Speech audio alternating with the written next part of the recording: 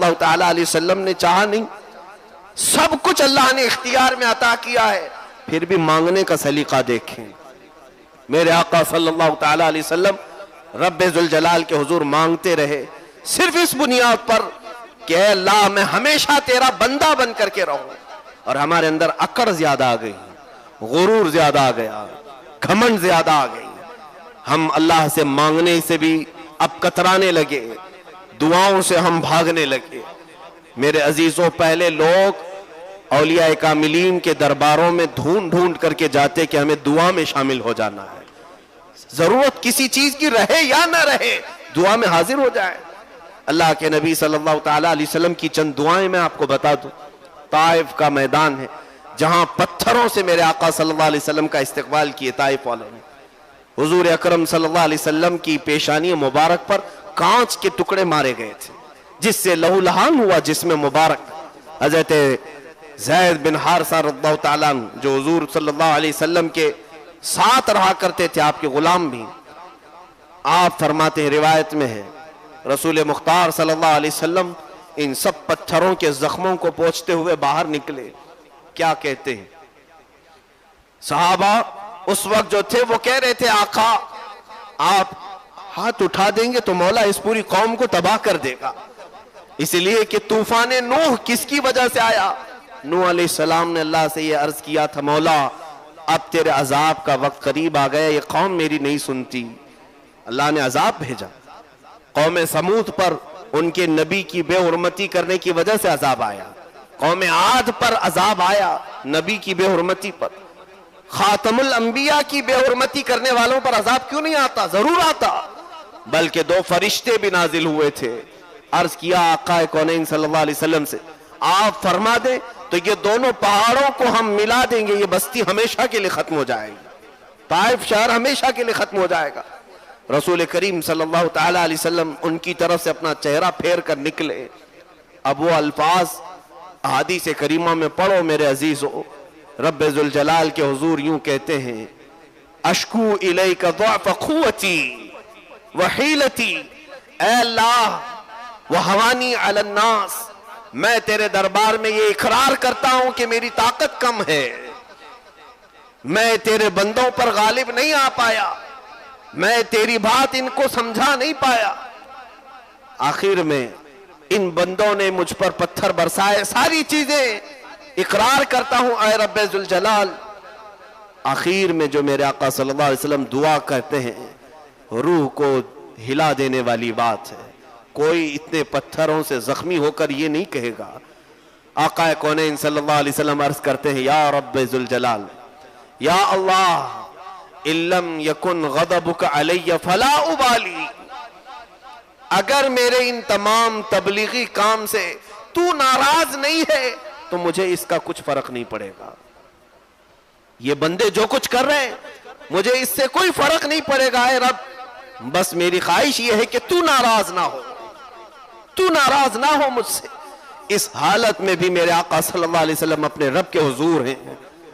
اب جنگ بدر میں آپ دیکھیں، صحابہ اکرام کو لے کر کے چلے ہیں رسول کریم صلی اللہ علیہ وسلم، رمضان کا مہینہ ہے، نہتے ہیں صحابہ، اور تقریباً 160 کلومیٹر کا سفر پیدل جانا، پہاڑیوں کا راستہ، اور سخت ترین شدت کی گرمی میں سے صحابہ جب میدان بدر میں پہنچے، اب سامنے کفار و مشرکین کو دیکھ کر صحابہ تھوڑے سے سہم گئے۔ عرض کی آقا ہم میں سے کوئی بھی سامان جنگ کے ساتھ حاضر نہیں آیا ہے، اور کفار و مشرکین قریش ساری ضرورتوں کے ساتھ لیس ہو کر آئے ہیں، اب ہمارے ساتھ مقابلہ کیسے ہوگا؟ اللہ کے نبی صلی اللہ علیہ وسلم کو اللہ تعالیٰ نے کائنات کے اختیارات عطا کیے ہیں، حضور کو صرف ہاتھ اٹھانے کی دیر ہے۔ کیا نبی کونین صلی اللہ علیہ وسلم یہ کہہ دے اے زمین ان سب کو نگل جا تو کیا زمین نہیں نگلتی؟ حضور کے حکم ہوئے بھی۔ سراقہ جب پکڑنے کے لیے نکلے حضور کے ہجرت کے موقع پر، حضور نے فرمایا بھی تھا اے زمین سراقہ کو پکڑ لے، زمین پھٹ گئی اور سراقہ اندر چلے گئے۔ 3 مرتبہ ایسے ہوا تھا۔ موسیٰ علیہ السلام نے قارون کو دفن کرنے سے پہلے کیا فرمایا تھا؟ اے زمین قارون کو نگل جا اور اس کی خزانوں کو نگل جا۔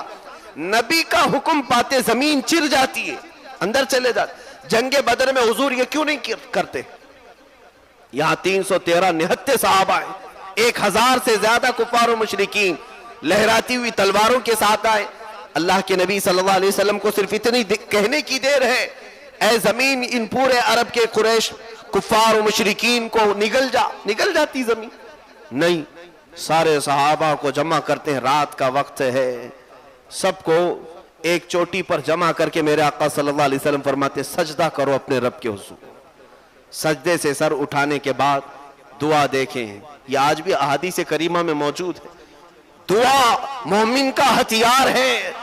اللہ کے حبیب صلی اللہ علیہ وسلم ہاتھ اٹھا کر اپنے رب سے کہتے اے اللہ، ہم سے جتنی طاقت تھی، استطاعت تھی، ہم سب میدان میں پیش کر چکے، ہم آ گئے ہیں، بغیر تلواروں کے آئے ہیں، جیسے بھی آئے ہیں اے رب تیری رضا کے لیے آ گئے۔ اب اگر تیرے ان عبادت کرنے والے بندوں کو تو فتح نہیں عطا کرے گا، لن تعبد ابدا، پھر قیامت تک تیری عبادت کرنے والا کوئی نہیں آئے گا۔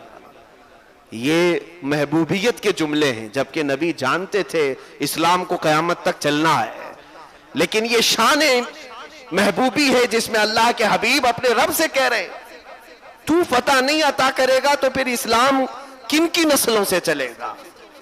رب ذوالجلال کے حضور مانگنے کا یہ سلیقہ ہے، جبکہ صحابہ کو معلوم ہے یہ نبی اگر ہاتھ اٹھا دے تو ویسے ہی زمین نگل جائے گی، دھسم ہو جائیں گے، بھسم ہو جائیں گے، لیکن اپنے رب کے حضور مانگنا حضور اکرم صلی اللہ علیہ وسلم کا یہ عمل بتاتا ہے کہ آقا اپنے بلند و بالا مقام پر ہونے کے باوجود بھی دعا اس لیے کرتے تھے کہ اے بندو دیکھو میں اللہ کا محتاج مرتے دم تک رہوں، آخری وقت تک رہوں، اپنی آخری سانسوں تک رہوں۔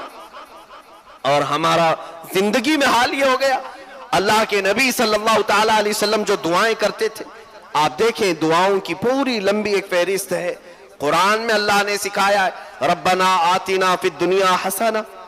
اس سے پہلے کہ آپ ایک ٹکڑے کو کبھی ہم پڑھتے نہیں، لیکن قرآن جب پڑھیں گے تو آپ کو احساس ہوگا۔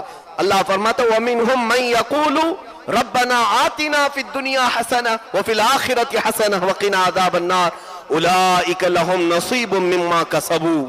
اللہ فرماتا جن لوگوں نے یہ کہا اللہ کی بارگاہ میں، جن لوگوں نے یہ کہا اے ہمارے رب ہمیں دنیا کی اچھی چیزیں دے اور آخرت میں اچھی چیزیں دے، اور آخرت میں قیامت کے دن جہنم کے عذاب سے بچا لے، اللہ فرماتا اولئک لہم نصیب مما کسبوا، یہ وہ لوگ ہیں جنہوں نے اپنی دنیا کا سب سے بڑا حصہ حاصل کر لیا۔